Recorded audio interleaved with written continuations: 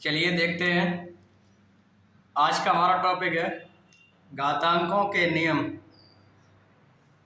घातांकों के नियम हम अपने वीडियो में पहले बता चुके हैं। आज भी हम लेके आए हैं घातांकों के नियम, कुछ अजीब से प्रश्न जिन्हें सॉल्व करने में काफी स्टूडेंटों को दिक्कत होती है। तो चलिए कैसे सॉल्व करते हैं। तो पहला हमारा सवाल है सवाल नंबर 1, यानी मान ज्ञात कीजिए। यानी जो 4 सवाल दिए हमने ABCD, सभी में मान ज्ञात करना है। तो पहला हमारा सवाल है ए नंबर 3 की घात 2 कोष्टक उस पे भी घात लगी हुई है 3 प्लस 2/3 की घात 0 प्लस 3 की पावर 5। इसे सॉल्व करेंगे तो 3 की घात 2 और उस पर भी घात लगी हुई है 3।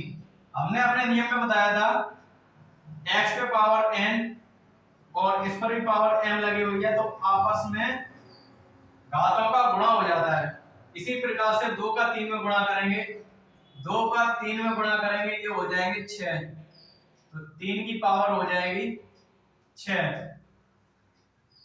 2/3 की पावर लिखी हुई है 0। घातांकों के नियम में एक नियम ऐसा भी था, जो x पर पावर 0 लगी हुई थी उसका मान हमने बताया था 1 होता है। चाहे कितनी भी बड़ी संख्या हो, चाहे जितनी भी बड़ी छोटी संख्या हो, अगर पावर 0 लगी है तो उसका मान 1 लिखते हैं।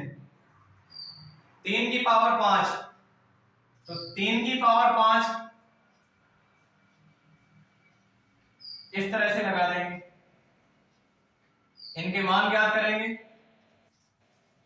3 की पावर 6, तो 3 की पावर 6 3 गुणे 3 गुणे 3 गुणे 3 गुणे 3 गुणे 3 प्लस 1 प्लस 3 की पावर 5 3 गुणे 3 गुणे 3 गुणे 3 गुणे 3। इन सभी को सॉल्व कर देंगे।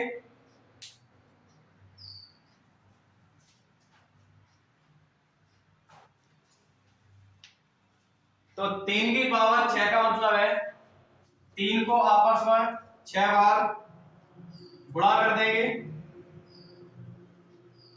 तो इनका मान आएगा 3 की पावर 6 का, यानी 3 का आपस में 6 बार गुणा कर देंगे तो ये आ जाएंगे 729 प्लस 1 लिखा हुआ है प्लस 3 की पावर 5, इसका मतलब होता है 243। इन सभी को जोड़ देंगे तो ये हो जाएंगे 730 प्लस 243, यानी संख्या हमारी आ जाएगी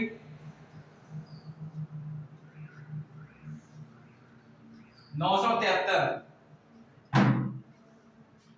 फिर से देखेंगे 3 की घात 2 उस पर भी पावर 3 लगी हुई है तो घातों का आपस में गुणा हो जाएगा, घात हो जाएगी 6 प्लस 2/3 की पावर 0 लगी हुई है, उसका मतलब होता है मान 1 प्लस 3 की पावर 5। तो इसी रूप में हमने लिख दिया है 3 की पावर 6, यानी 3 को आपस में 6 बार लिख दिया है और आपस में गुणा कर दिया तो ये हो गए 729 प्लस 1 प्लस 3 की पावर 5 का मतलब है 3 को आपस में 5 बार गुणा कर दिया तो हो गए 243। इन सभी को जोड़ दिया तो 973, यानी सवाल नंबर 1 का हमारा आंसर आ गया 973। अगला सवाल है 4 की पावर -3/2 प्लस 8 की पावर 2/3, इसका मान निकालेंगे। यानी 4 के हम गुणनखंड करेंगे, 2 से भाग करेंगे 2 बार, 2 से भाग करेंगे 1 बार, यानी 2 की पावर आ गई 2, यानी इधर लिख देंगे 2 की पावर 2। इस पर भी पावर लगी हुई है -3/2। इसी प्रकार से प्लस 8 की पावर 2/3, तो 8 के गुणनखंड कर देंगे, 2 से भाग करेंगे 4 बार, 2 से भाग करेंगे 2 बार, 2 से भाग करेंगे 1 बार, यानी 2 की पावर आ गई 3। तो इधर लिख देंगे 2 की पावर 3। इस पर भी पावर लगी हुई है 2 की पावर 2/3। अब पावरों को पहले सॉल्व कर देंगे। 2 से इसमें 2 में भाग चला जाएगा, यानी 2 की पावर हो जाएगी -3 प्लस 3 से ये 3 खत्म हो जाएंगे, 2 की पावर आ जाएगी 2। इन्हें सॉल्व कर देंगे। जब भी माइनस में पावर होगी उसका अंश 1 बना देंगे, यानी 1/2 की पावर 3 हो जाएगा, प्लस 2 की पावर 2 का मतलब है ये 4 लिखे हुए हैं, तो 2 की पावर 3 का मतलब 1/8। 2 को 3 बार गुणा कर देंगे, 2 गुणे 2 गुणे 2 गुणे 2 दूनी 4, 4 दूनी 8, 1/8 प्लस 4 इसके बटे में 1 लिख देंगे।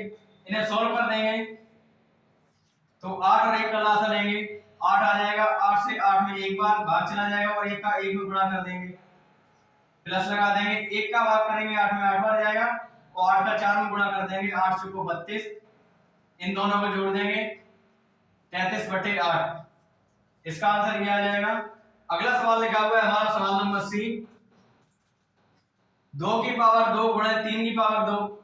हमने अपने नियमों में बताया था कि जब समान आधार ना हो और घात समान हो तो आधारों का आपस में गुणा हो जाता है। तो 3 का 2 में गुणा कर देंगे, 3 दूनी 6 हो जाएंगे और घात को एक बार लिख देंगे। अब 6 की पावर 2 का मतलब होता है 6 का गुणा आपस में 2 बार कर देंगे, 6 का गुणा 6 में करेंगे, ये आ जाएंगे 36। इसी प्रकार से अगला सवाल लिखा हुआ है हमारा सवाल नंबर डी, 5 की पावर 10, उस पर भी पावर 0 लगी हुई है, जैसे हमने इसमें समझाया था घातों में आपस में गुणा हो जाता है। तो इस प्रकार से 5 की पावर 2 गुणे 0, किसी भी संख्या में 0 का गुणा करते हैं तो हमेशा 0 आता है, यानी 5 की पावर 0 हो जाएगा। और 5 की पावर 0 का मतलब होता है 5 की पावर 0 का मतलब होता है 1। इस तरह से घातांकों के नियम ये खत्म हो चुके हैं और इन्हीं नियमों से हम किसी भी सवाल को, कठिन से कठिन सवाल को या सरल से सरल सवाल को आसानी से सॉल्व कर सकते हैं। धन्यवाद।